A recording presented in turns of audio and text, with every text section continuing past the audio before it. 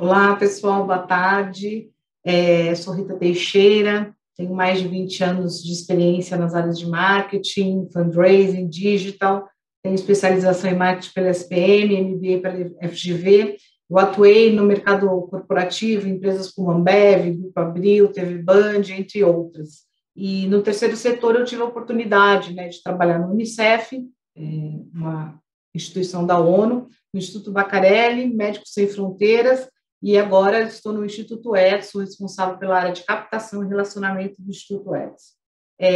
Hoje a gente vai apresentar um painel Inovação Social em Habitação como ferramenta de transformação. 28 milhões de famílias vivem em moradias insalubres, segundo a Fundação João Pinheiro. Infiltrações, mofo, entre outros problemas estruturais, tem grande impacto na qualidade de vida desses moradores, gerando doenças, acidentes, déficit educacional, nutricional, entre outras questões.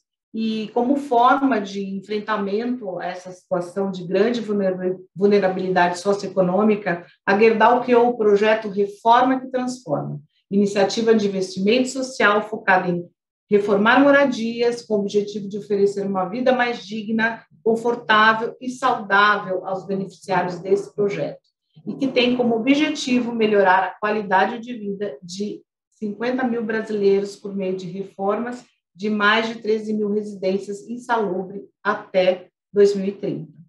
Eu quero cumprimentar aqui meus convidados, começando pelo Fernando Amica Sade, que ele é cofundador da Nova Vivenda. Fernando é entusiasta em processos de inovação social. Após se envolver em processos de urbanização de favelas no estado de São Paulo, ele notou a oportunidade e a necessidade de se pensar formas alternativas de melhorar a qualidade de vida dos cerca de 40 milhões de brasileiros que hoje vivem em moradias inadequadas. Ele fundou, com outros 2 sócios, a Vivenda, que é um negócio social que visa revolucionar o mercado de reformas habitacionais para a população de baixa renda, promovendo, assim, acesso a moradia mais saudáveis e melhor qualidade de vida. É graduado e mestre em administração pela Universidade de São Paulo, membro da rede de Responsible Leaders da Fundação BMW e Fellow Ashoka. Também temos aqui o Marco Borini. O Marco é cofundador e CEO do Grupo Dínamo, pioneiro na criação do primeiro syndicate de crowd equity de impacto social do Brasil, com mais de 400 investidores em sua rede de apoio. Ele também é cofundador do Blended Lab e do Soma, co-idealizador do primeiro Sustainable Bond do Brasil e da primeira debênture social do Brasil, premiada pela ONU Habitat em junho de 2018, para a empresa Vivenda. Também é idealizador e coordenador do projeto Tenda Empreendedores. E, por fim, Paulo Bonef, gerente-geral de responsabilidade social da Gerdau. Ele é responsável pelos projetos e processos de responsabilidade social na Gerdau, como investimento social e voluntariado. Ele lidera também uma equipe corporativa com o objetivo de apoiar as operações da Gerdau em 10 países pelos compromissos e certificações de sustentabilidade e iniciativas de economia circular da Gerdau. E é também gerente-geral do Instituto Gerdau. O Paulo é bacharel em administração na Universidade Federal do Rio Grande do Sul, com especialização em negócios globais da Escola Superior de Comércio de Troyes, na França, e estratégia de negócios sustentáveis na Harvard Business School, nos Estados Unidos. Ele é membro da League of Entrepreneurs e do Responsible Leaders da BMW Foundation.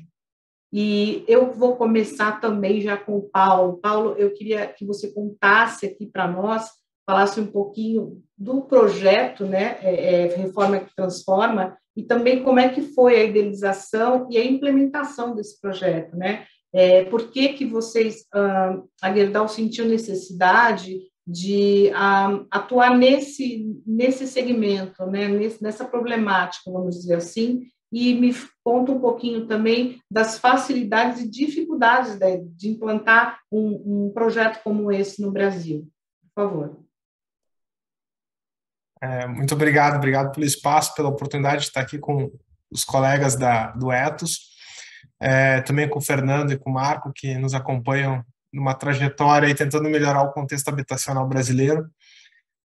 Acho que dá para trazer como tudo começa quando a gente revisa a estratégia de atuação social da Gerdau, ali nos anos de 2017, 2018, e a gente entende que deveria aproximar a estratégia de investimento social privado da companhia de pautas próximas ao que a empresa produz, né? A Gerdau é uma empresa de aço, uma empresa brasileira, com 122 anos, e que nesse período ela vem trabalhando com aço para setor automotivo, construção civil, construção de hospitais, ambulâncias, infraestrutura, e usa como matéria-prima para produzir esse aço, principalmente sucata ferrosa, né? A gente fala o carro velho, geladeira velha, a gente pode transformar em várias coisas novas, num ciclo de reciclagem sem fim.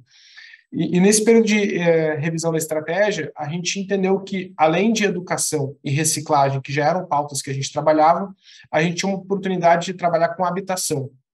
Quando a gente foi olhar os números da habitação, e naquele momento tinha um estudo da Fundação João Pinheiro aqui no Brasil e tem outros estudos latino-americanos, a gente viu que é um problema não só do Brasil, mas dos outros países na América Latina e América do Norte, onde a gente está presente.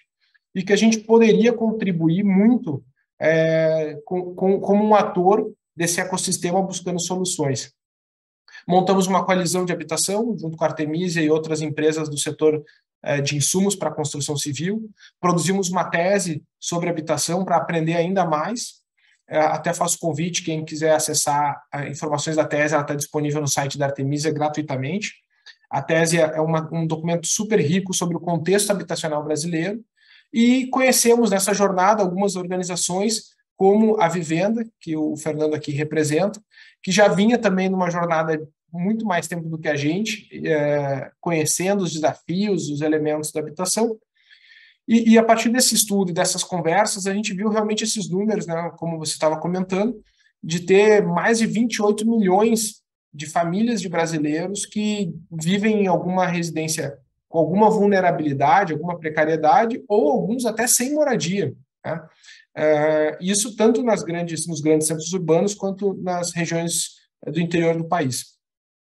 E foi aí que a gente resolveu desenhar um conjunto de iniciativas para trabalhar com a pauta de habitação. Uma dessas iniciativas foi atuar junto com a Vivenda num projeto deles na região de São Paulo. Outra foi essa coalizão da habitação, que é o Lab Habitação, de acelerar negócios de impacto. Trabalhamos com algumas organizações do terceiro setor, como a Teto e a Habitat para a Humanidade, mas a gente entendeu que poderia fazer mais e poderia ser um pouco mais ousados. E aí veio algumas provocações, inclusive quando a gente completou 120 anos, a gente estava repensando muita coisa. A gente fala, quando chega em marcas simbólicas de aniversário, a gente reflete sobre a nossa vida, né? E na Gerdau não foi diferente enquanto empresa.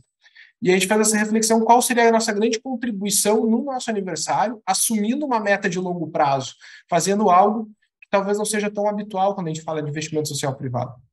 E aí, sob a liderança do conselho da Gerdau, nós criamos um projeto próprio, chamado Reforma que Transforma, que ele já vai para o ar no início desse ano de 2022, com uma meta definida para atuar em 12 cidades brasileiras durante 10 anos e com um orçamento definido e já alocado pela empresa, ou seja, a empresa já aportou o dinheiro para fazer esse projeto acontecer.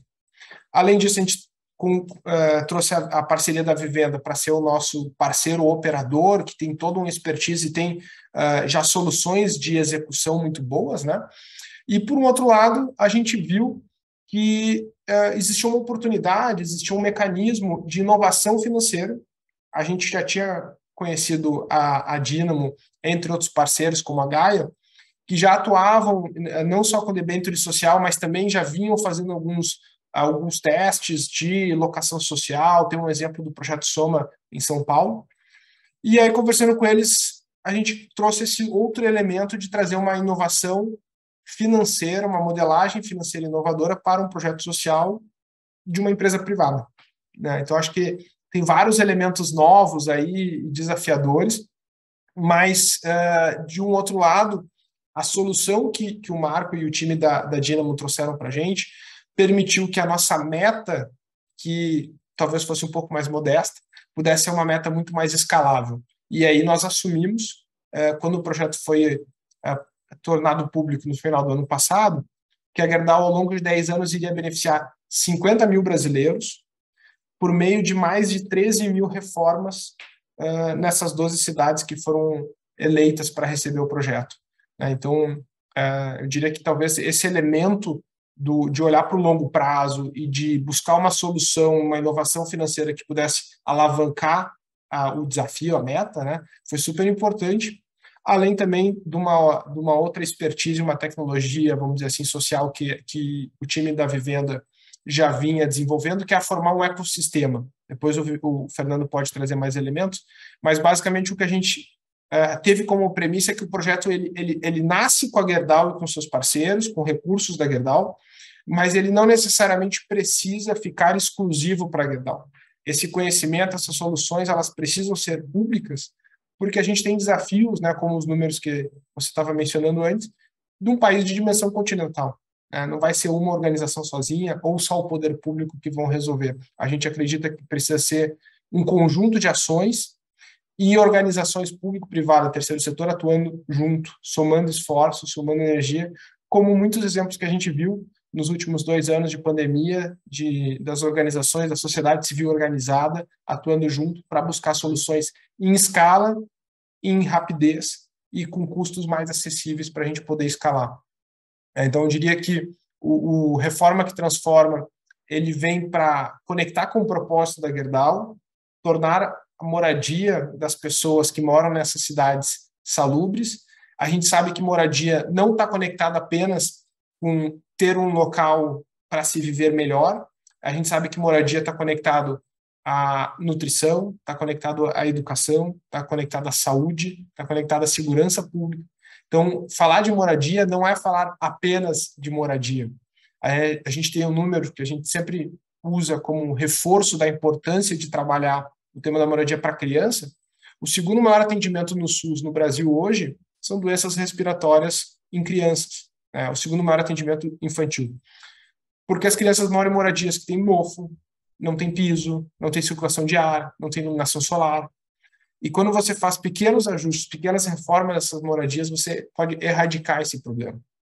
Então, a gente está falando de criança que vai ter uma saúde melhor, vai ter uma condição melhor de estudo em casa, e com isso a gente consegue gerar impactos, vamos dizer assim, uma segunda onda de impacto em outros temas que também são importantes para a sociedade aqui no Brasil.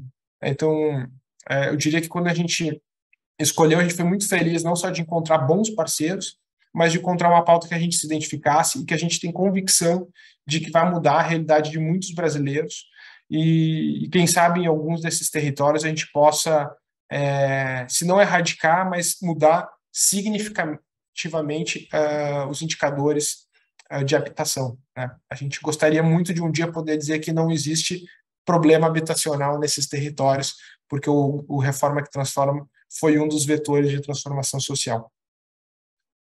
Nossa, Paulo, muito bacana, parabéns aí, incrível esse projeto. Algumas coisas que você falou aí, por exemplo, esse conhecimento, né, do que o Teto e a Habitat fazem, eu também conheço profundamente o trabalho deles.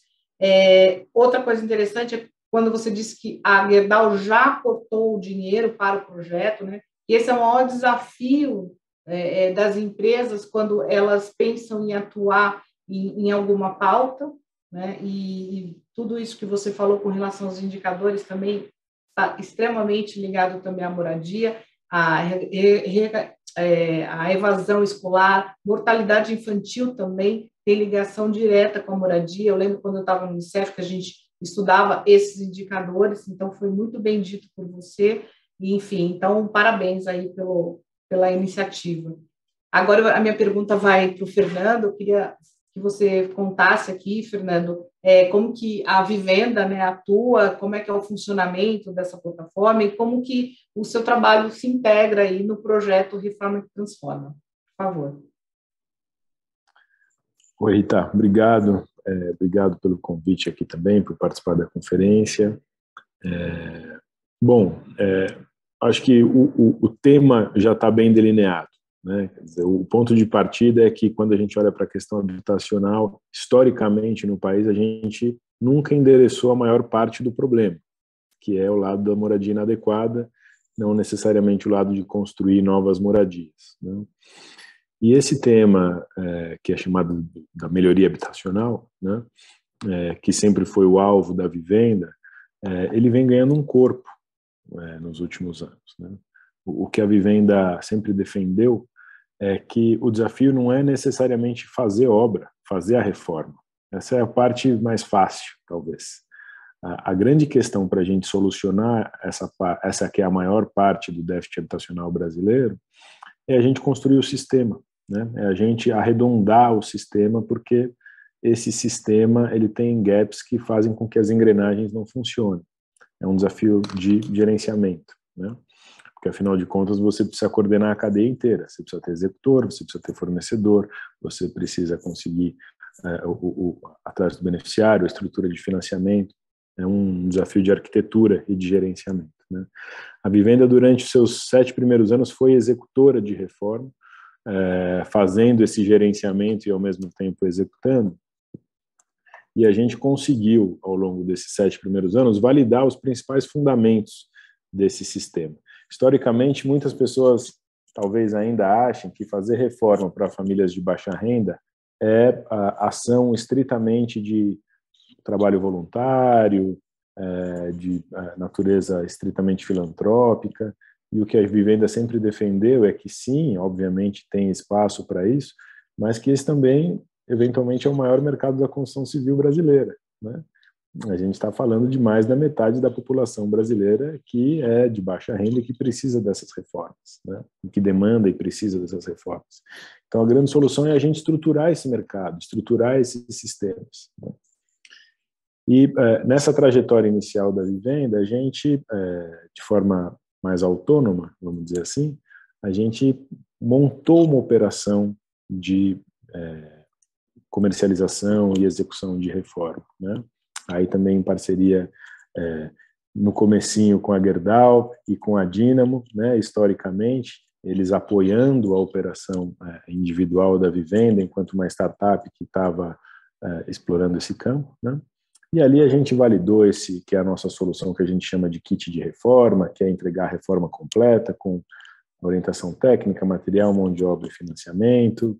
No meio do caminho a gente construiu uma solução super inovadora, que você já comentou, né? Quando a gente conheceu o Marco, a Dynamo e a Gaia, o João, eles nos ensinaram que dava para pensar em financiar essas famílias com instrumentos do mercado de capital, né, nesses bonds sociais que o Marco vai explorar melhor em seguida. Então, em conjunto, a gente criou essa experiência exitosa. E o fato foi que depois de entregar pouco mais de 3.000 reformas, a gente entendeu que estava na hora de pensar em como escalar isso Brasil afora. Quer dizer, a solução foi provada, todo esse impacto que você comentou, a gente viveu na prática, né, que é a ONU Habitat tem esse termo que é muito bonito, que ele fala do housing at the center, né? A habitação no centro. Quando a habitação está no centro, os impactos são em todos esses, em educação, em saúde. E aí a gente conseguiu construir e validar essa solução de melhoria habitacional nesses 7 anos, entregar 3.000 e tantas reformas, e falamos então como que a gente escala. Nessa de como a gente escala, a Vivenda deixou de ser executora direta das obras e se posicionou enquanto uma plataforma de gerenciamento desse sistema. Então, nós coordenamos esses demais stakeholders, que são, obviamente, os clientes ou beneficiários, os executores, as lojas de material de construção, as prefeituras, que fazem parte desse sistema também, indicando territórios ou de outra forma, as estruturas de financiamento, os parceiros, e isso virou a Vivenda, uma grande plataforma de base tecnológica que visa o gerenciamento desse sistema todo para a gente escalar, de fato, a solução de melhoria habitacional Brasil afora. Quando a gente iniciou esse movimento, a gente teve essa grande felicidade. O Paulo, na verdade, já provocava a gente há algum tempo, né, de como que a gente efetivamente escala, e a gente, enquanto executor, não conseguia operar fora daqui de São Paulo, porque a gente tinha pedreiro e tudo mais. Não faz sentido você escalar, né, levando o seu pedreiro para outra cidade.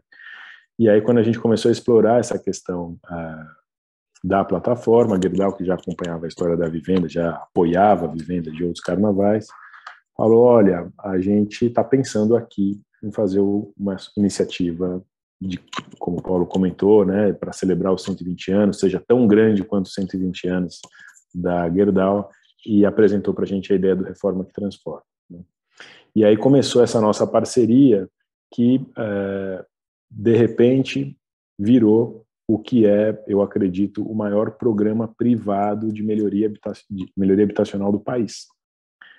A gente conhece bastante sobre esse campo e eu desconheço uma iniciativa que opera em 12 cidades, estruturando esses sistemas de melhoria habitacional e garantindo a entrega de reformas nesse volume e esse impacto, né, nessa quantidade de famílias. Pra você ter ideia, Rita, o Reforma que Transforma, ele não só é o maior programa privado de melhoria habitacional, mas ele é uma iniciativa que entrega muito mais melhoria habitacional que a maior parte das prefeituras brasileiras, né? Nas operações que a gente, nas cidades que a gente opera, o Reforma que Transforma, o Paulo estava até comentando recentemente, o próprio poder público se aproxima e fala, poxa, essa operação estruturada de fazer reforma muito me interessa, porque o poder público também tem dificuldade em parir essa solução,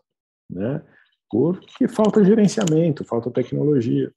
E o Reforma que Transforma traz isso e convida não só demais parceiros, demais apoiadores, demais empresas, como também abre porta para o próprio setor público se aproximar e colaborar. Então, para a gente é um baita motivo de orgulho fazer parte dessa iniciativa tão ímpar para o país, tão inovadora para o país, que é o Reforma que Transforma, e que está no seu primeiro ano, né?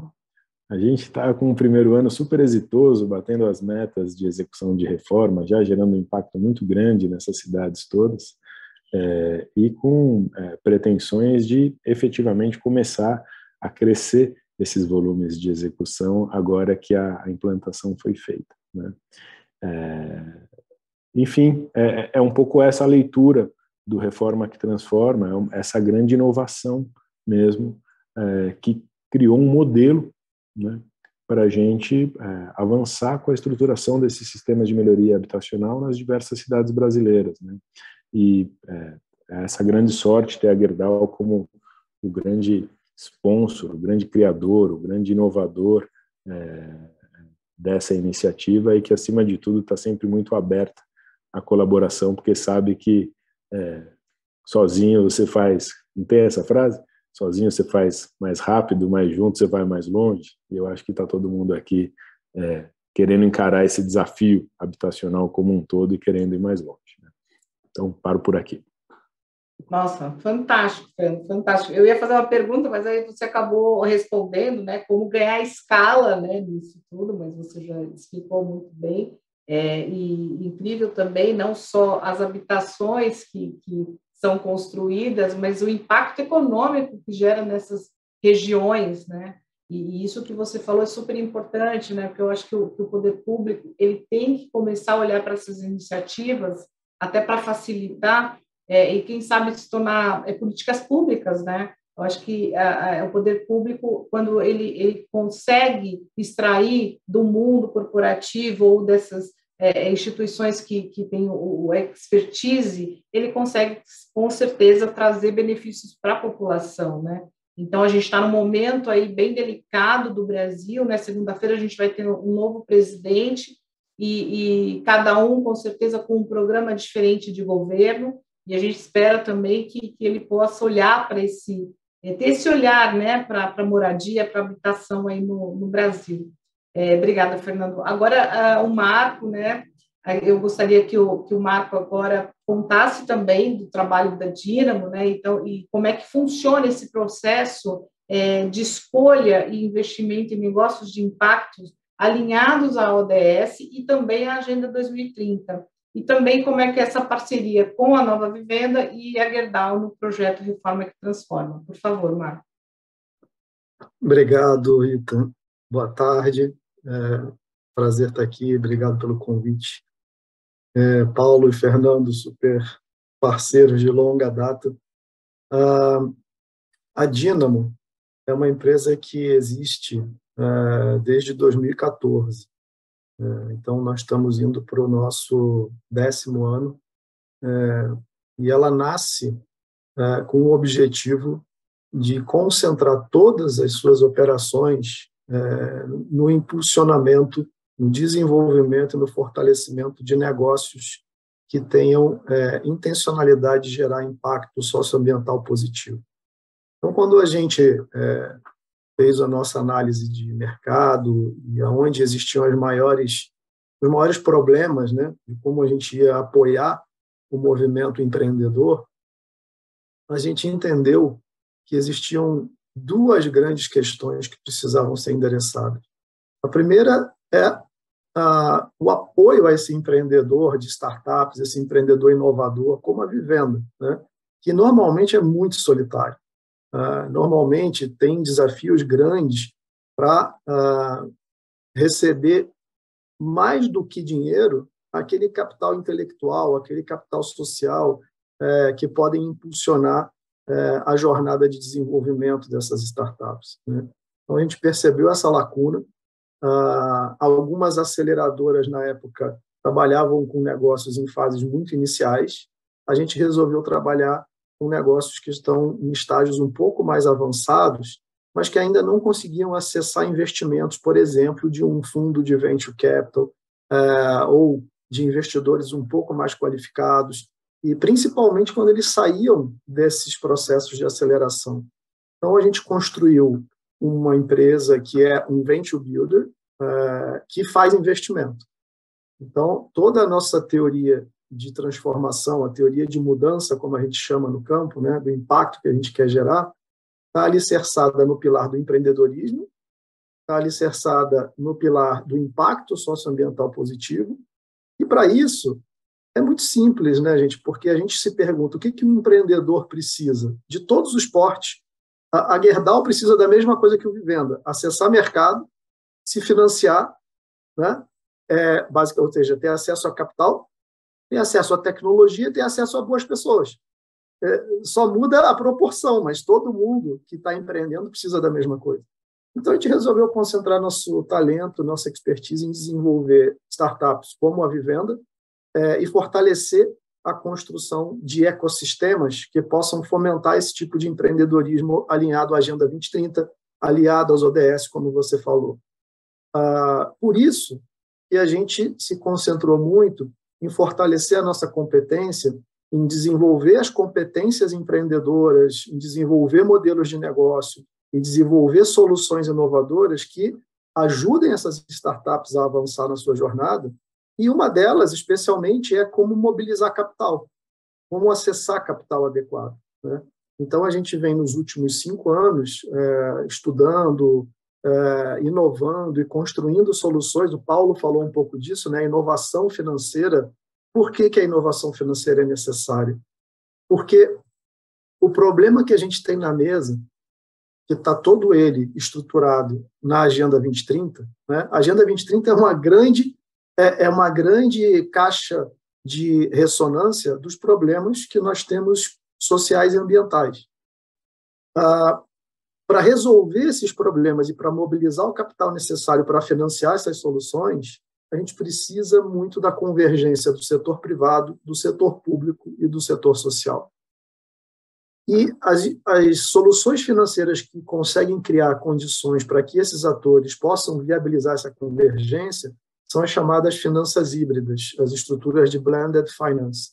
A Dynamo é uma especialista nisso, essa é a minha área de competência, e essa operação que foi viabilizada aqui, que o Paulo citou, é uma operação de blended finance que viabiliza a junção, nesse caso, né, de uma corporação, de um investidor social privado, que coloca recursos, coloca a sua força e a sua estrutura para viabilizar essa escalabilidade que o Fernando estava comentando, né?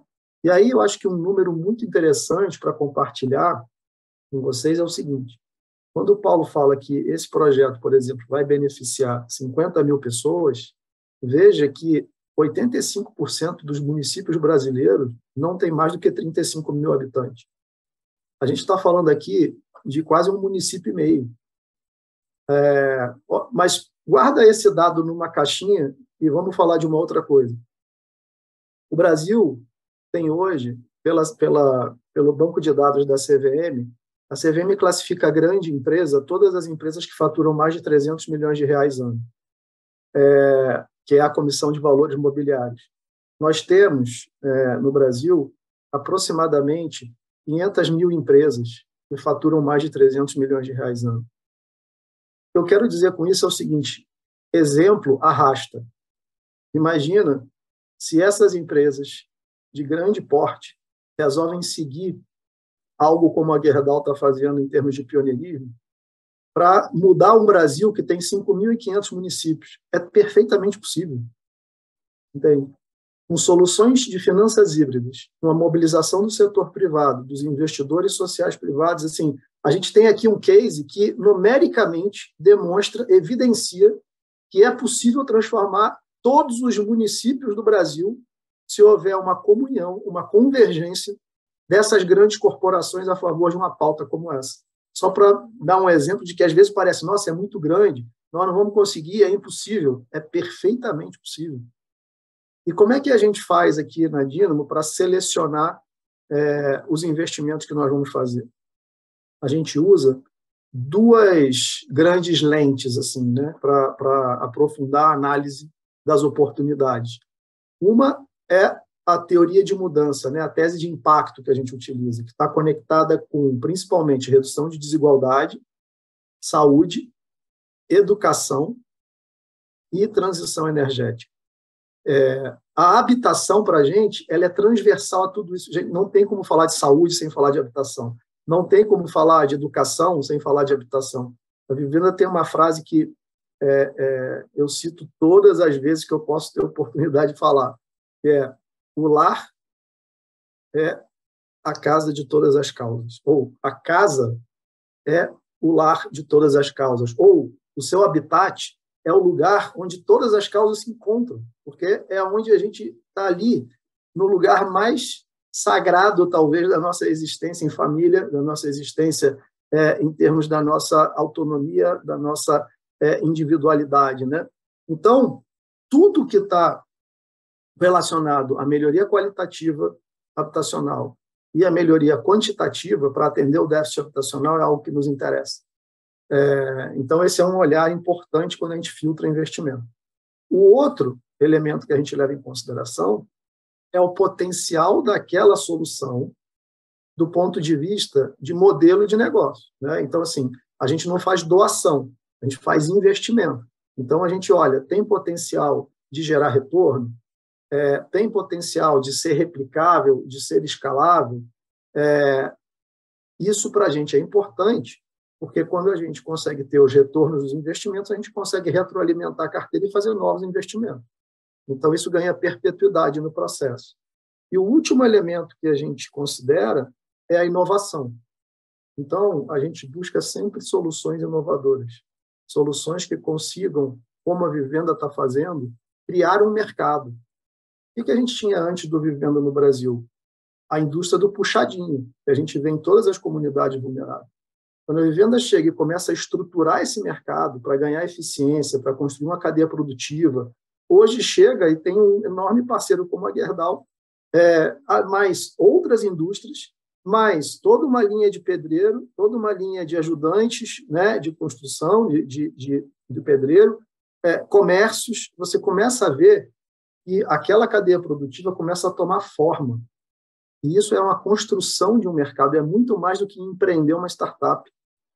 E eu acho isso extraordinário do ponto de vista de solução e inovação.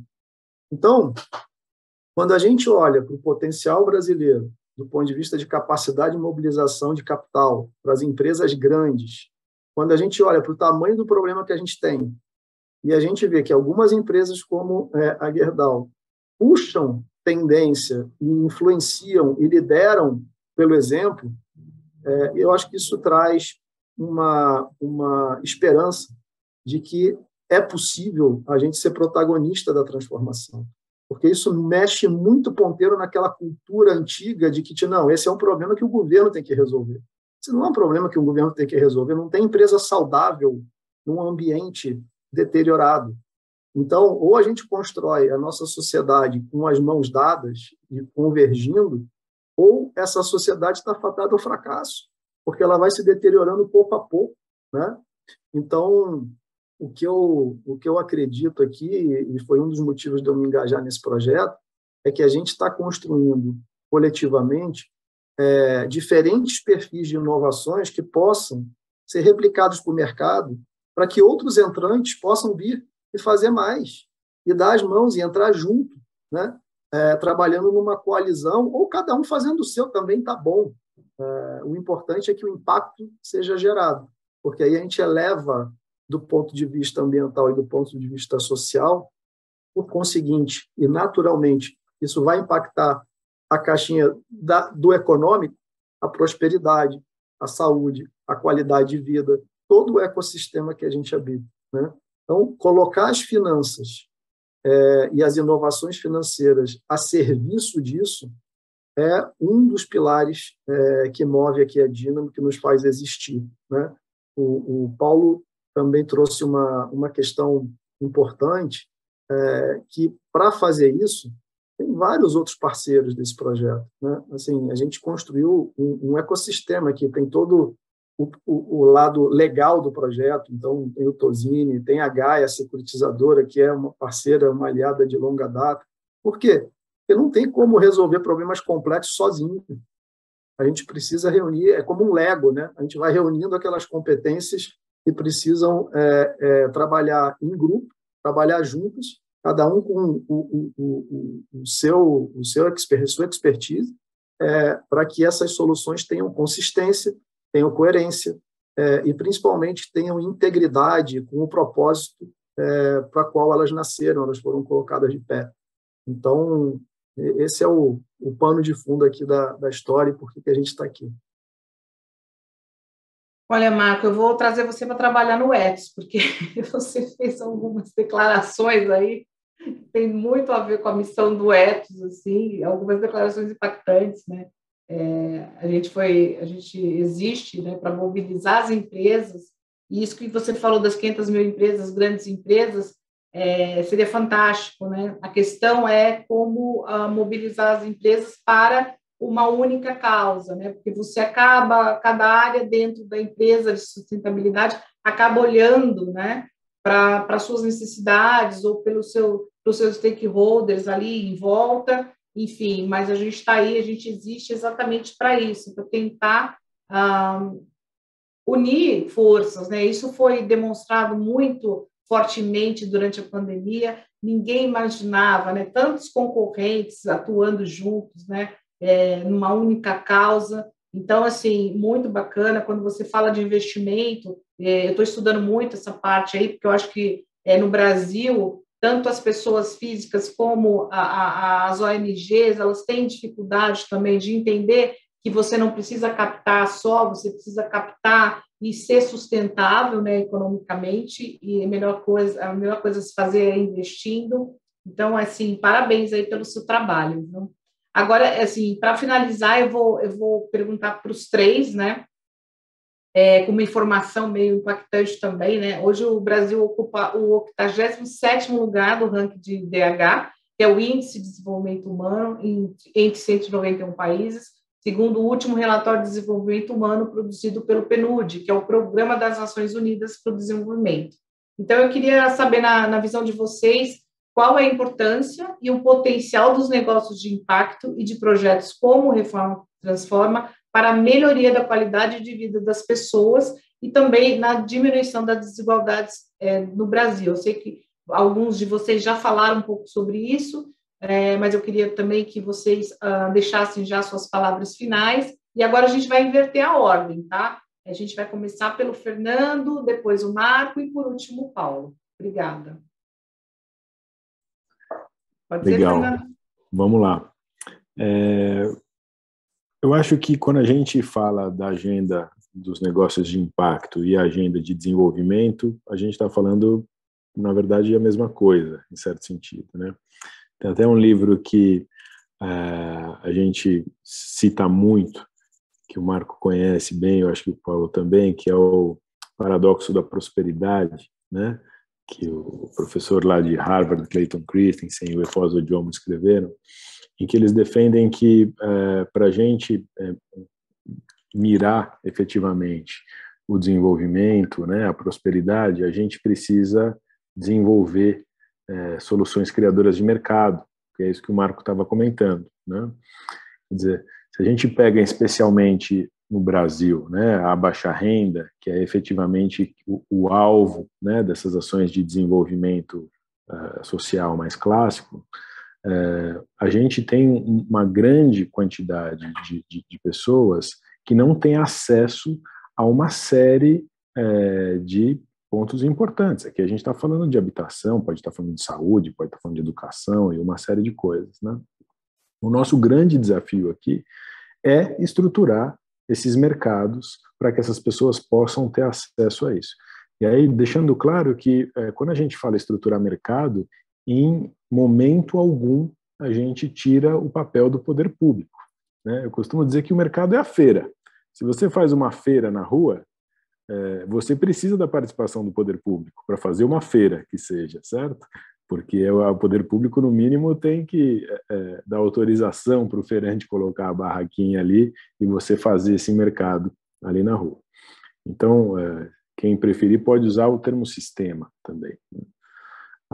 Os negócios de impacto, eles têm por essência, muitas vezes, a estruturação desses novos mercados, né? Como o Marco disse, o que a Vivenda trabalha ativamente é nessa estratégia da estruturação do mercado de melhoria habitacional para a gente poder dar acesso a todas as famílias brasileiras a uma moradia adequada através de serviços de reforma, né? Esse é o nosso recorte.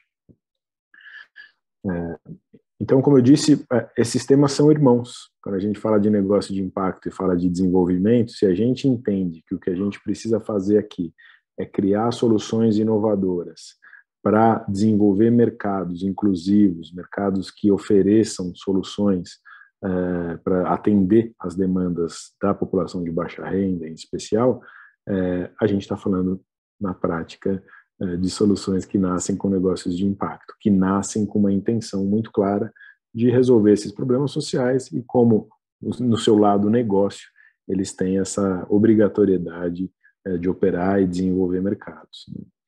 Então, o que a gente vem fazendo com Reforma que Transforma é o exemplo prático disso, né? Seja no desenvolvimento do mercado estrito, mas também envolvendo o poder público, criando acesso para os distintos tipos de renda das famílias, das que precisam de reforma doada, porque são as mais vulneráveis e não têm condição de pagar, as que têm condição de pagar, uma parcela que cabe no bolso e, portanto, podem fazer, mas o fato é garantindo mecanismos inovadores de acesso, né? E, como você mesmo disse, Rita, quando a gente fala em mercado, não é unilateral, é sistêmico, né?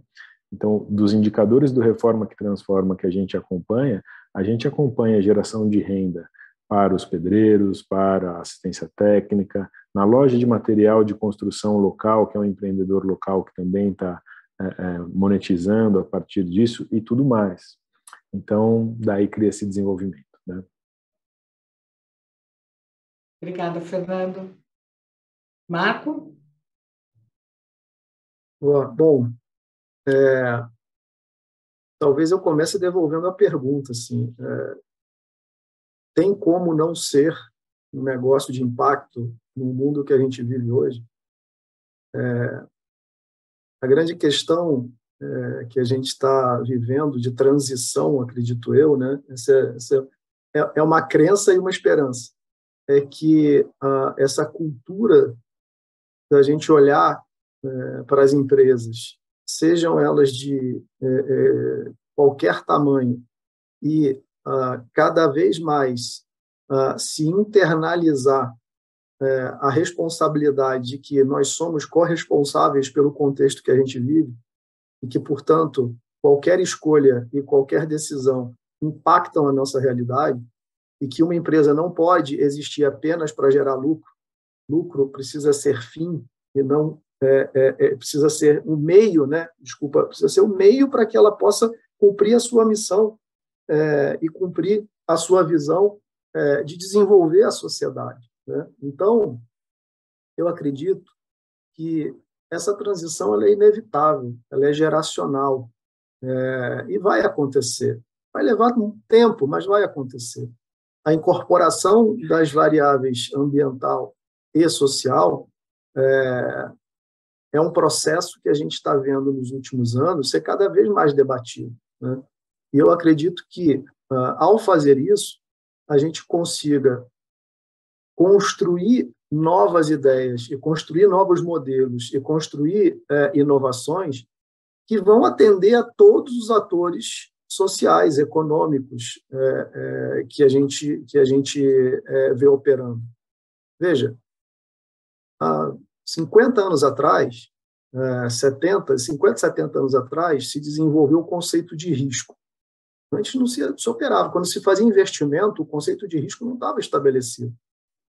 O conceito de risco foi criado. Então, depois disso, a gente sempre faz uma análise de investimento baseado em quê? A gente olha risco e retorno. Isso está na cultura de análise de investimento. Agora a gente está chegando com uma terceira variável que é impacto. Então, assim como há 70 anos atrás o risco foi estudado e hoje você vê até ratings, né? Quantas casas hoje oferecem a possibilidade de você ter acesso a um rating de risco, você também vai ver a mesma coisa acontecendo no mundo do impacto. E daqui a alguns anos não vai fazer sentido analisar investimento se você não estiver falando de risco, retorno e impacto. Na medida em que a gente tenha essa indústria estabelecida, ela deixa de ser uma iniciativa isolada e passa a ser uma norma, passa a ser uma prática, passa a ser uma cultura. Eu acho que a gente está caminhando para isso. Um pouco de resistência aqui, um pouco de resistência lá, mas é como toda curva de inovação, né? Tem os primeiros entrantes, que são aqueles que resolvem se jogar e tracionar e gerar exemplo, e depois, quando a coisa começa a acontecer, quando você começa a ver a onda se formar, os outros vão se engajando.